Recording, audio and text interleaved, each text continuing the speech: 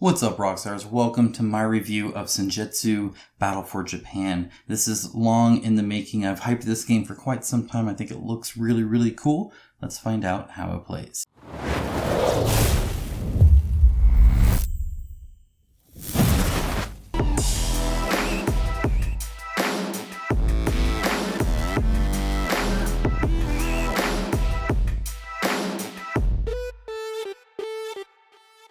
Now, before anything, let's go ahead and thank my patrons and YouTube members for their financial support. This is a small-time channel that's community-driven, so I make videos for you guys to help you guys out, and as such, they are the cornerstone of that. It means I am able to tell you exactly how I feel about all these games. It allows me to cover the games that I want to cover, not just whatever's most popular right now, and that is all thanks to them. So if you appreciate the videos that I make, there is a link down below in the description. Even $1 a month will help me out greatly. So it might be something little to you, but it's a lot to me, and I greatly appreciate it. Thank you so much to all of them. Now, with that out of the way, let's go ahead and learn how to play the game very quickly. Okay, so how do you play? I'm going to go quickly over everything, but it's not going to be something in depth. There are other videos you can do to kind of watch that, I'm sure, or even the Kickstarter page, I imagine, it gets you the information you need pretty easily. Okay, so what you do is you take your guy, you know, one of 4 or 5 or however many. You take your samurai card. Everybody gets this. And you take 5 cards. 1, 2, 3, 4, 5. That's your starting hand. The other components you have your little ring, your initiative tracker. This is for your kame tree, which is kind of your different postures or stances or states of mind. And then you always make sure that you follow the rules on your card, which is your starting advantage, your hand size, and your wound limit. Okay, so your starting advantage is compared to others. It doesn't actually matter, if it's 1, 2, 3, or 4. If 3 is the highest, then you're on top, and the other person goes down. So I'm wherever 4 happens to be in the group of people I'm playing with. The hand size and the wound limit are always the same. They're always 5.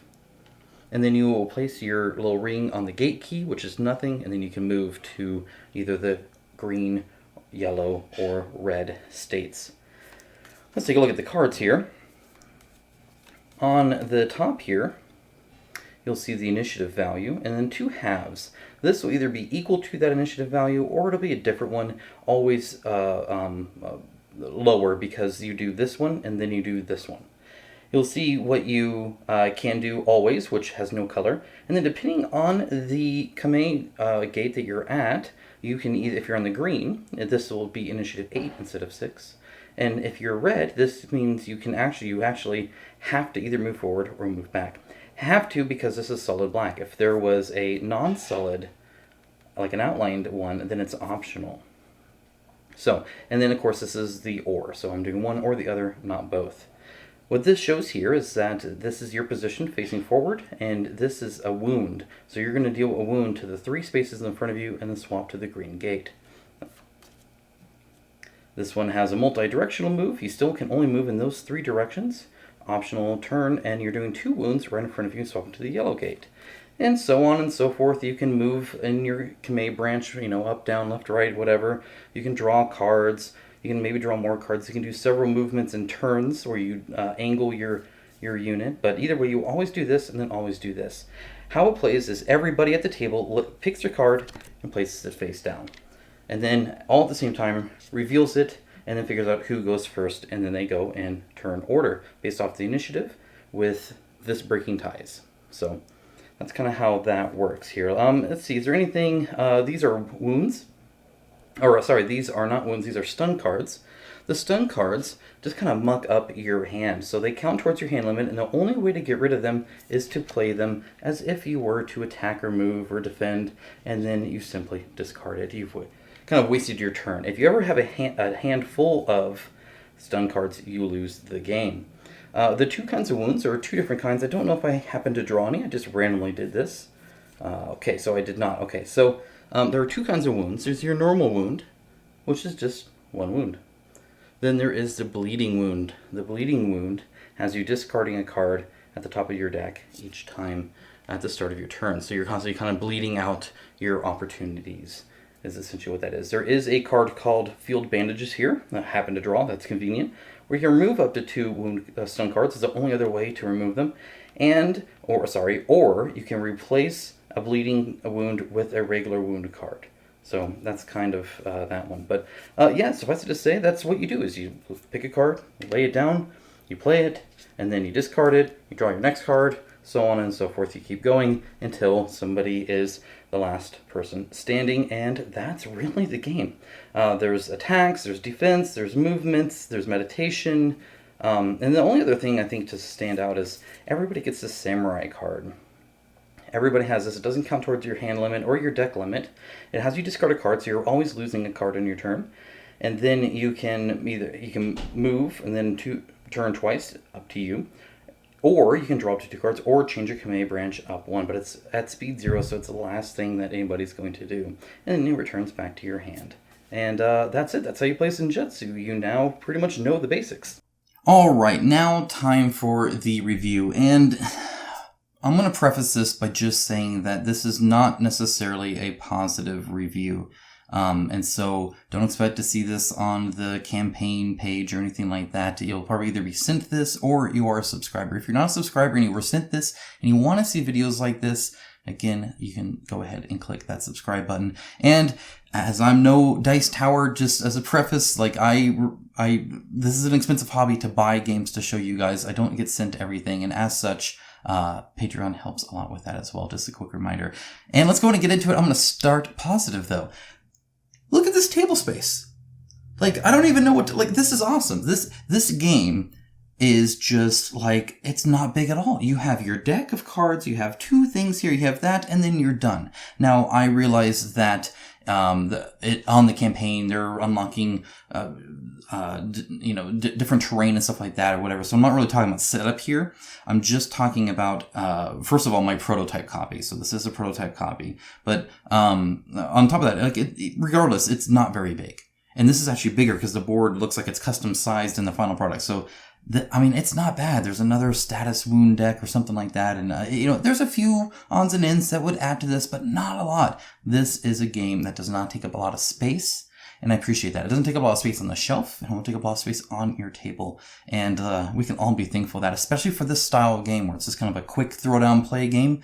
The small footprint is super helpful. Now, speaking of this type of game, it plays very quickly, and that's also hugely beneficial to it. This is not something you're going to be spending an hour playing. You're going to be spending 20 minutes playing it. I think some people quoted 15. There are some times where you're trying to decide what to do or something like that. And at higher player counts, especially 3-4 players. I have this set up from the last game I played, which was 3 players. But either way, like, it takes about 20 minutes, all said and done. Maybe even up to half an hour, maybe as short as 12 minutes. It just really depends on how quickly you kill each other. But that's what's going to be happening. So it plays quick, small footprint, really, really nice. Perfect for what it is. Now, also the map itself is actually a quite good size. I felt that there's enough space to where you can feel safe, but you're also not spending turns and turns trying to get to where you're trying to go. There could be an extreme case of 2 people are fighting here and you're over here or something like that, and you don't have any movement cards. We'll talk more about cards you have in your hand later on in the video, but you always have that samurai card that allows you to move 1. So not like super ideal, but most cards give you some form of movement. You might have to waste a few blocks or attacks, something like that, to get to where you're going, but you can typically do that. And I'm okay with that because it also means that you can feel a little safe there. In fact, one of the games I played in, I kind of stayed back a little bit and let some people fight it out. I'm like, you guys just chill. I was pushed back, and then I was like, I'm just staying here. I'm not going back in that thing. You guys kill each other, and I'll kill whoever's left and wounded, which is a strategy. You can do that. So, the map was a really good size as well, which I quite appreciated. It not too big, not too small. Pretty good. Now, this is of course subjective, and I know some people think it's plain, and I would agree it's minimalist, but I also think it's quite pretty. I think it definitely fits the theme they're going for, because a lot of it is nuance. It's not just the cleanliness of it, because if you think about it, it's not like a modern, thing where this is a rectangle. Like, this is edged, and like feathered in here, and then they have like, stamps and like, ink wells and stuff like that, and like fish designs in the background, or trees, or a mountain and birds, and it very much feels like a game steeped in this kind of Japanese culture from however long ago this was, and I really actually like that. I think that's really good. It definitely captures that feel, which is really, really pleasant. So props to that too. I think it looks great. Okay, that's enough good things for now. We'll have a few more later on. This game is really random, and I don't say that as a compliment. You guys know me and the kind of games I typically like, and I typically like games where I feel like I earn any victory I have. I have won the majority of games I have played this, and all I feel is lucky, not good. I was not the better player. I just happen to guess right more often. And guess is right as well. There are games, like Twisted Fables, like Street Fighter, something like that, where there is a very dedicated, kind of deck that, this character plays this way. And, that's not so much the case here. I know, so in mine, I don't have any, character cards in this prototype, which is what I'm reviewing. I know in the Kickstarter, they have like 72 or something like that, which is cool and all. But I don't know if that's going to retail, so I don't know if that'll ever be available any other time. It's not anything I've played, so I can't review that. Additionally, because of another point that I'm going to make later on, and I'll kind of tie it back to this, it doesn't actually matter too much. And so I will explain that more there. But suffice it to say, it's just very random. Okay, why? Well, two things. First of all, it's completely card driven, right? And so there's no, there was one time where, in fact, this is perfect. So I randomly, when I showed you guys the gameplay, I just drew 5 cards, and literally it was just whatever was on there, right? So I have my samurai card, and then I have these. And one thing you might notice that there is 0 defense cards here.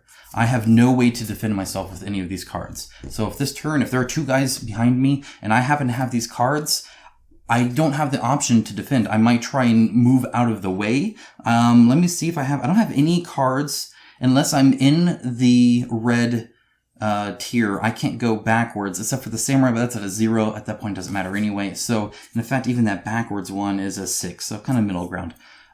You can have that. I had a time where I was fighting. The other person and I had already killed the other guy, and it was just me versus this last person.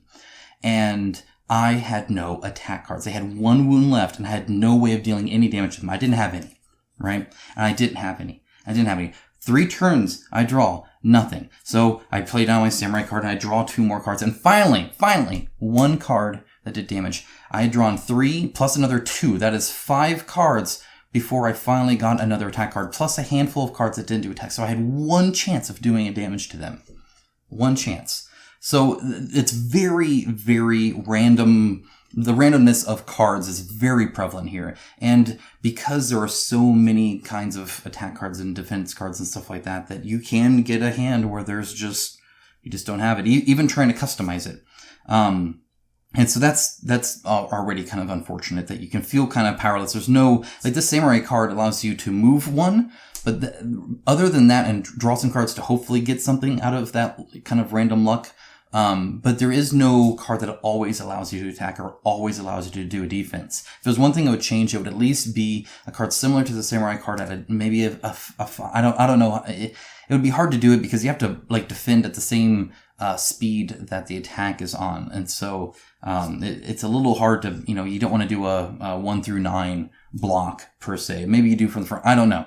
Either way, there's definitely ways where you can there's no character abilities or anything like that. It's just whatever's on the cards. So you're kind of at the whim of the cards.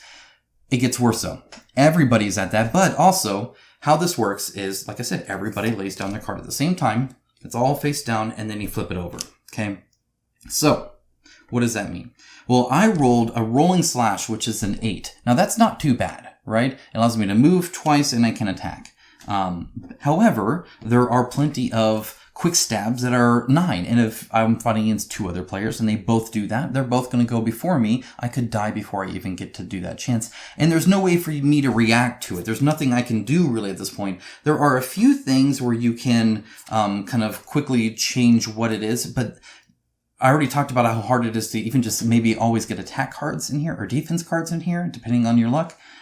Getting that out of there, even harder. Like it's random on top of random when it comes to trying to get that one card you happen to have in that one situation you happen to have where you guessed wrong in the random situation that you couldn't have judged anyway. I can't look at him and be like, well, he's mostly ranged attack. I'll talk about that later too. So because he's 2 away, he's probably going to do this, I imagine, because he's already used that card there. And I know he only has one more that, like, there's not really a lot of that. And so you're just kind of flopping cards on the table and flipping them and hoping for the best. For instance, there was one time where he was here and then I was here and they were there and he was going to do a lunging attack, which is a 2 away attack, the only card that does that. Okay, in my copy.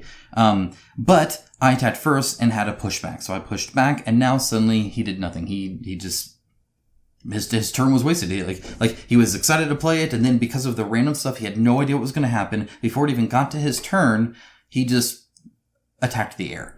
I guess it was a wasted turn. He did nothing. He may as well have stuck his thumb up his butt. It would have been just as effective in that turn. So there's a little bit of, I don't want to call it programming, but it's kind of like that, where you're setting up hoping that something is in a certain state. For instance, I tried to do that same lunging attack towards the early game or whatever. We were kind of like right around here or whatever, and I think I was like 1 ahead, because essentially I was expecting them to move.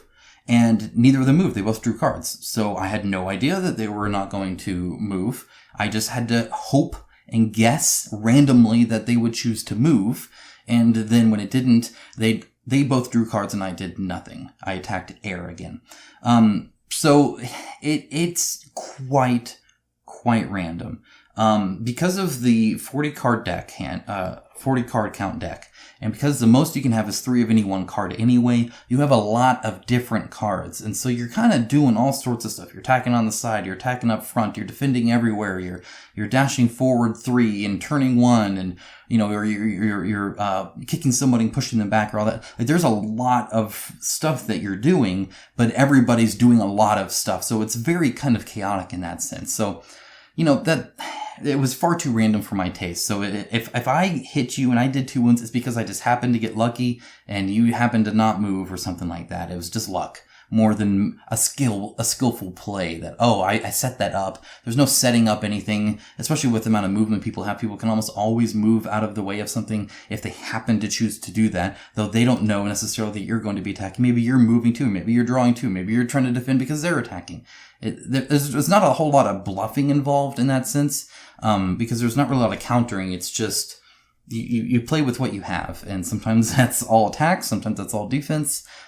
Sometimes you can't do a whole lot of anything anyway. It just all kind of depends. So that's way too random for my case. Far and away too random. So I guess that kind of leads me to, I talked about how you attack air and stuff like that. This is supposed to be a whole bunch of skilled warriors fighting thematically, right? The theme is we are all samurai fighting for, our banner essentially, right? And the problem is that you feel like a bunch of buffoons. There was a turn where we all just blocked, and I can't thematically imagine just everybody going like at nothing, or somebody running away while somebody's blocking, while somebody's attacking a tree. Like you don't feel skillful because you don't know what's going on. There are times where one person's moving one way and the other person's moving another way, and this person's busy blocking air. Like, what do you do? How is that cool? Like, it really broke the theme for me, because it felt more like a bar fight than a trained soldier battle. It rarely was it like well exceeded where it's like, haha, I knew you were in that stance, and so I did that, and then you did, that's not really applicable to this. I don't have any stories where I can say that happened. Normally, after a game, especially a competitive game, I have a story to say, a meta story, like, hey, dude, do you remember that time when you did this, and it was like, oh man, you comboed in on that, and you did that, and it was that great move that you had set up, that was so good of you, that was very skillful. I have no stories to tell you. I've played this game a dozen times. That's an exaggeration. I've played a handful of times, about 5 times, and I don't have any stories like that. None. I have some dumb stories where, like I told you, like you're just attacking air, or everybody blocked at once. That was dumb. you do a lot of that kind of stuff. You attack air, you block attacks that aren't there, or you move when you didn't need to, and like it's forced movement too. So if you committed to moving, you are moving, and whether it makes sense or not, it feels like if these samurais were controlled by a bunch of toddlers that had the remote control, but the remote control was flipped in their hands, so it was backwards, and they didn't know what they were doing because they're toddlers. That's how these people fight, and that's not very thematic at all. Now, one thing that really stood out to me with that is the wasted turns. And you can have a string of those where you just do nothing for a whole lot. Like if I got block cards, I guess I'm just blocking for a while until I get more, or I can keep drawing. Like a lot of times your turn is just, I just want to draw. I just want cards. I need to attack you. Please. That was me.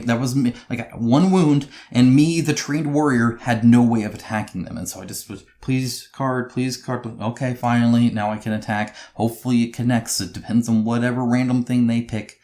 So the wasted turns kind of suck, especially in a larger game, because, everybody's doing these different things, and you're just like, I tagged air. You guys moved. I didn't realize you were all going left, apparently. So I'm just over here I'm hitting a tree with my sword, trying to chop it down, I guess. And, again, doesn't make you feel powerful. It doesn't make you feel good or, at least it's not your fault, because it's all just random anyway. So it's not like you just, played badly. You just guessed badly at the random thing that happened, which is, I guess some solace in that. So all I wanted to say is there is a little bit of strategy, and this is kind of another kind of inkling of a positive here. If you all lay down your cards and you have a movement card that is high in, so this is very specific here. I'm trying to find some strategy here. If you have a movement card that's high in initiative and other people had attacks that are going to hit you, or that might hit you, something like that, you then have some decisions, some strategy of how to react to that, because now suddenly you have the opportunity to react to what other people did, which isn't always the case. But if you have a good movement card that allows you to move in different directions, which isn't all of them at all, sometimes I'm just moving forward, I guess I'm going to get hit. I mean, it's what it is. You guessed good, I guess. You can be actually, I'm going to move here and waste your turn, which is kind of how, you're either blocking or you're wasting somebody's turn, right? You're either how you attacked air or you attacked my block, I guess, right? And so there's a little bit of strategy there, which was kind of nice. It happened a few times where it's okay, I'm going to move. See, if I move here, I can still attack you and get out of the way. That does happen. Sometimes, and that's about it, but it is there, so I'll go in and call it out. So there's that. But I mean, again, that's kind of it. So there's no careful planning. That's one of the reasons it plays so quick, is because you're just picking a card and throwing it down. There's not a whole lot of AP because you're not really having to decide on a whole lot. Except I hope I can attack them. I hope they don't move. Maybe they attack me back.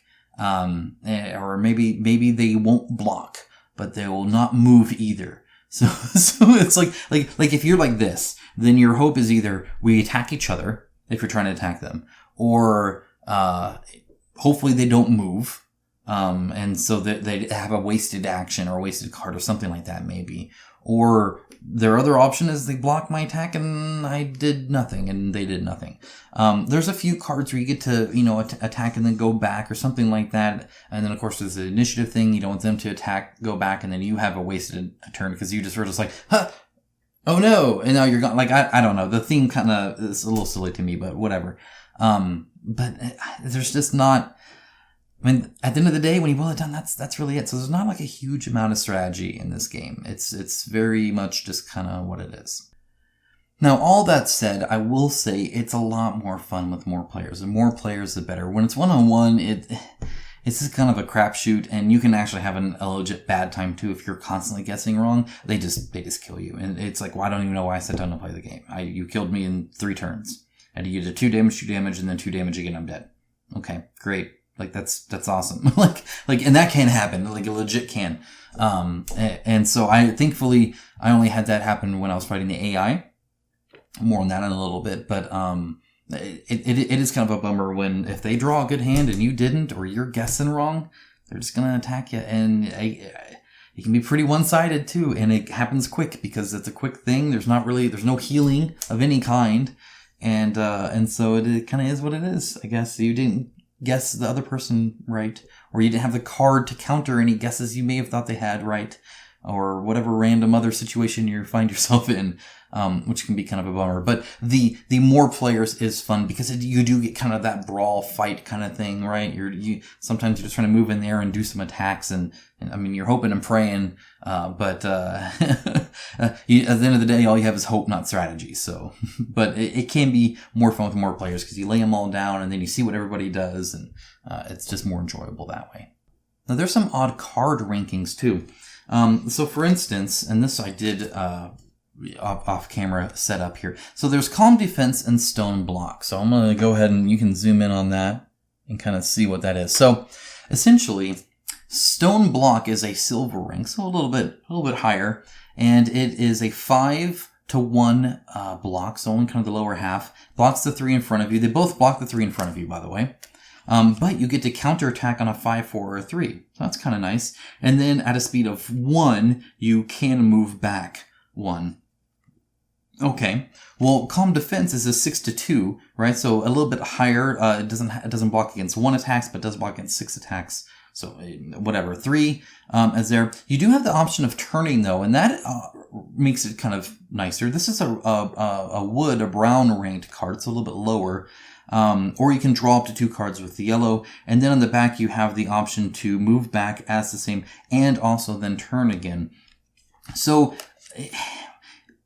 tell me which card's better. Is it better to, first of all, the 6 and 2 and the 5 and the 1 are a moot point. Like it's the same range. You're just guessing at which ones it blocks. They're blocking the same areas. This one gives you the ability to counterattack if you happen to block a 5, a 4, or 3. Whereas this one has the possibility of turning, so you actually have a higher chance of blocking if somebody moved around. In other words, is it better to land the block or better to hopefully land the block and then counterattack? I mean, which is, that reaction right there is how I felt about all of the cards, all of the optional basic cards that they gave me. There was no clear like, oh, this is so much better. This is so much, worse. This is that. This is whatever. It just, like, there are no clearly better cards. I can tell you that much. It's all just cards. You're just moving around and attacking and doing stuff. They all seem as good as any other, I suppose. Now, part of that is because it's all symbol based. Now, this is a learning experience for me. This is something I have learned. But if you notice on all of this, there's like no words almost. Like there's maybe a few, right? Switch to green. Right, something like that. But if you think about something like Magic the Gathering, for instance, right, or a lot of other skirmish games, especially with cards, they have a lot more text. That's because they're able to do a lot more. When it's symbol based, it's very limited in what you can do. So you're not doing anything crazy or fancy. You're all following the same set of rules, and those rules are very defined, and everybody's doing them. There is nothing that he's doing that's different than other people. Even if you get a unique situation, like for instance, I saw one of the characters they get their green card. I don't have any green cards. You can only have 1 in your deck, so the chances of getting it in that 40-card deck is another random thing you get to do, but whatever about the random. Let's say you randomly drew it, and now you can do your green card. And it was an area of attack 2 away, which is kind of cool that he can do that. But at the end of the day, it's nothing unique. It's not it's not saying, place a counter on this every time you block. For every counter on this, deal that much damage back, so the more they hurt you, the stronger you get, or something like that, right? There's none of those kind of mechanics in there because you would have to write that down, and these are all symbol based. So this is a learning experience for me that I much prefer the ones with words, not symbols, because they get to do a lot more. They're free to make that unique, where the rules are kind of on the card and not in the rule book. And this, there's almost no rules here because it all just follows whatever's in the rule book, and everybody's just following that rule book. There's nothing breaking that. Whereas text you can do that with. So it's very limiting in kind of what you're doing there. So that was a learning experience for me. I know now, as a gamer myself, that if I see something with just symbols, I want to avoid it because that means it's limited in its scope. It can only do what those symbols describe. And there's nothing here to tell you to do anything unique or different or something that changes that up in any way. So just a personal taste. I guess that some people like the simpler, more defined, less scopy kind of we just do these basic things, then I don't mean that to sound as bad as it maybe sounds, but it sounds how it sounds, I suppose. If somebody wants that simplistic of a game, then they can seek the ones with just symbols. But I personally like the things where I'm encountering new things and, oh, I've fought this guy and he acts so differently. Now I have to figure out how to counter that with my own things or speccing into one thing or the other. I tried to find, if I could, with the cards provided to me, build a unique deck. In other words, build one where it's like hit and run, maybe. I'm trying to think, like I was desperate to try and find something that had a different feel. Maybe it could just be a guerrilla where I just charge in, I do an attack and I dodge out instantly. No, you would need, there's not enough cards, at least of what was provided. Again, you can only have up to 3 of these. The silver one's only up to 2. And so you just have a ton of different ones. And there's not a ton of different cards to do that. You're just it makes you kind of a jack of all trade no matter what, essentially. I was hoping to kind of get a ranged one. But that's another negative actually. So there's like one ranged attack here. It's called Lunging Strike. There are a few more in the other one, but coming off of Ghost of Tsushima, which is a video game that I recently played, where you had all these gadgets, and again, this has to do with the text there's no, like, smoke bomb. You can't, like, drop a smoke bomb where it's like, it says, you drop a smoke bomb, place a token there, and take your miniature out. On the next turn, pop up 3 spaces away somewhere. That is something that you could do in most card games as long as they're not symbol based, because you could write that down. Or have a big old list of keywords that you have to look up in the rulebook. If you don't want words there and you only want words there, you'd have the keyword smoke screen or something like that, and you'd have to go look it up, right? That's how games like Warhammer 40k play and stuff like that. They'll have it typically there, not necessarily on like a card or something like that. But so there's nothing like that. There's no like I'm not throwing shurikens around everywhere. There's no there's just no gadgets, no variety. It's mostly just sword swipes. It's just going this way or going this way. You pick, or going this way. There's your variety in fighting as a samurai here, which is kind of unfortunate. I would have really enjoyed a lot more variety there, where maybe somebody is constantly just doing ranged and pushing back, but that would also be really frustrating here because, again, you are limited to your cards. So if you can't move enough to get to them, especially because there's no like combos really. So you're not really like comboing off each other. There's no, I moved 1, but now you can react to that in the next turn and move 1 back again or something like that. So that'd be kind of annoying to get kited too. So, at the end of the day, it's just a whole bunch of guys mashing up like this, trying to kill each other with swords until somebody does it, which again doesn't really feel much like samurai. It feels more like drunken guys in a bar fighting, but whatever. Okay, I was kind of frustrated that all of the characters are the same. And I guess I'll kind of explain that. So first of all, the starting deck is the same for everybody. Now, I know, again, on the Kickstarter, they have some specific cards for, like, the Sensei or for the Warrior or something like that. I do not have that. I can't speak to that. Because of the symbol-based stuff, this is why I said I would kind of come back to this. I don't think it will change too much, because at the end of the day, they can only do what the symbols have already told them to do, unless they have a whole lot of text telling you to do kind of different things, which would be great if that was added. But then those would be the only cards to do that, which would also be kind of a bummer, but regardless. Everybody here has the exact same, I don't know why they limit the hand size of 5, wound limit of 5. Everybody has that. I don't know why even list it if everybody has that. There's nobody with more options but less health. There's nobody with more health but less options or anything like that. The two differences are the starting advantage, which is just a starting advantage, and you're 1 card away from getting above that. Essentially, there's a symbol on a card that puts you to the top. No matter what. Doesn't matter where you are. You're at the top now.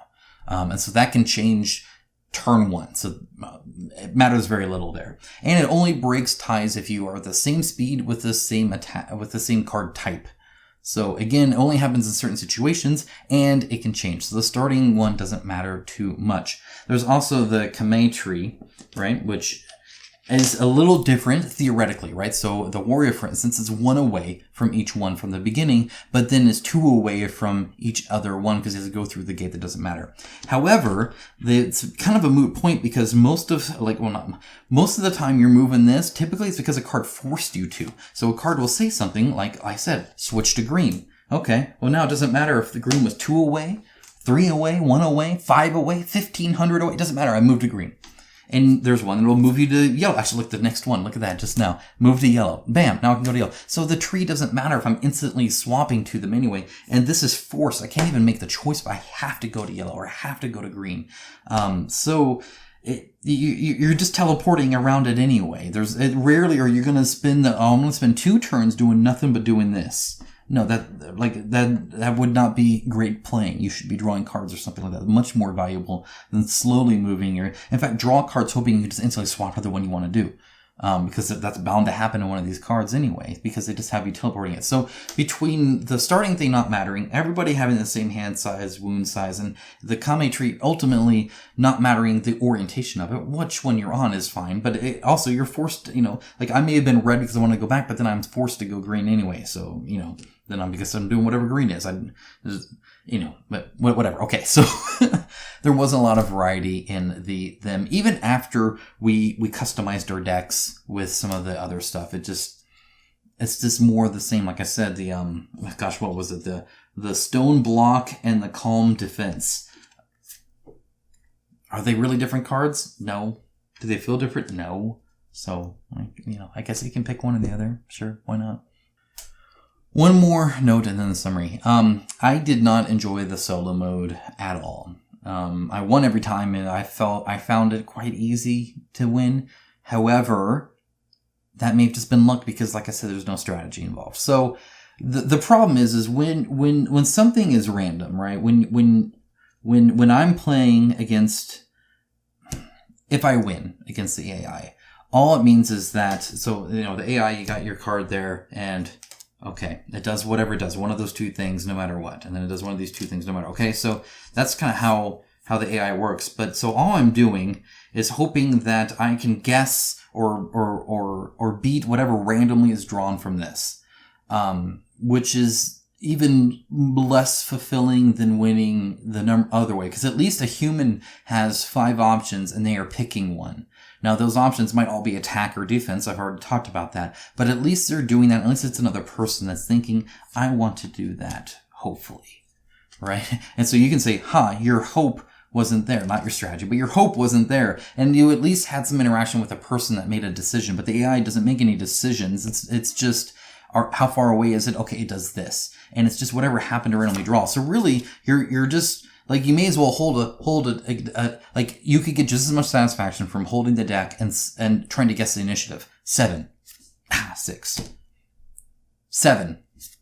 3. 7. I'm bound to be right at one point, right? If I could just guess 7. So, 7, I win! Like, okay, yeah, you guessed whatever was randomly on the top at some point.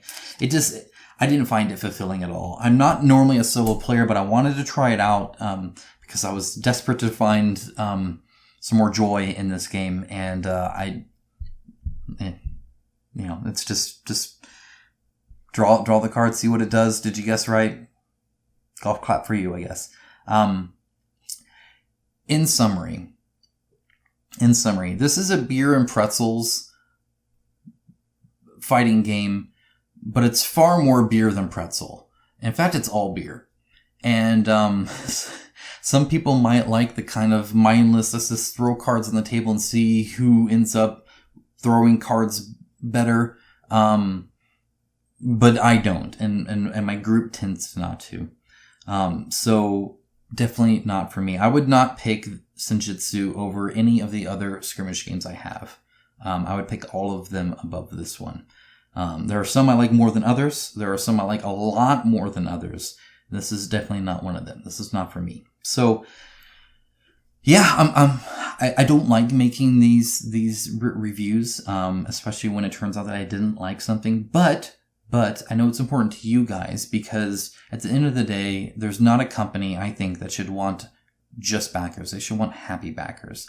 And happy backers means that they'll get the game and they'll love it and they'll sing your praises as a company and as a game designer to other people and spread the word. And so if all you get is a whole bunch of people that were hoping for something and then back it and then get disappointed upon delivery, you're just going to get a lot of people talking bad about it, which is the opposite of what you want. So I believe me saying that if you're like me, if you tend to like the games I like, if you tend to follow along with my line of thought on games, that if you avoid this, that you're doing everybody a favor. You're doing you a favor, and you're doing the company a favor too, because all you would do is try to sell it once it would arrive to you. And then you would be like, well, that was kind of crap, because it's not for you. There are people that I've heard other people review this game and they liked it. So like, it's just not for me. And I get that. There might be people that just want a whole bunch of beer with their beer and pretzel, skirmish game. And for them, this has all the beer they could want. I like a little bit more pretzel. Maybe more pretzel than beer. And so if that makes any sense, hopefully that's making sense to you guys. So I don't want this to seem like it's some kind of like, oh, I hate this or I hate this. I think this looked like a really cool game and I was super excited to play it. I really was. I just ended up not liking it. It was far too random and just not strategic enough for me, at least not to any strategy that I can fathom. Perhaps there's some Stephen Hawking guys out there that are like, oh, well, if you, out of the 40 cards and out of the 37 different cards that you have in that 40 card deck, well, if I don't know. I don't see it. So whatever. But at the end of the day, I want you guys to make a good decision for you. If what I said sounded like it would be fun to you, or that you disagree, like, I don't know what you're talking about. I love when games are like that, or I think that sounds like a great party game or whatever, then have at it. Otherwise, this might be one to miss. At least it is for me. So, I had an early bird backing and I'll be pulling that. It's just definitely not something that I need on my game shelf. If it would stay there and it wouldn't hit the table. So, that's me. But again, you guys do what you want. If you have any questions, go ahead and let me know. If you have any clarifications, let everybody know. I'll gladly pin a comment down there. If you appreciate this kind of, honesty, at least leave a like. I do appreciate it. It helps out a lot. Again, I'm not going to get the extra views for being on the campaign page. So there's no business benefit there for me. So a like on the video might help a little bit, or a share or something like that. Could maybe help, or who knows, maybe even a Patreon. Either way, I was glad to kind of chat with you guys about this, and I look forward to my next review. I'll be reviewing Resident Evil, so be on the lookout for that. All right, take care, guys. Bye.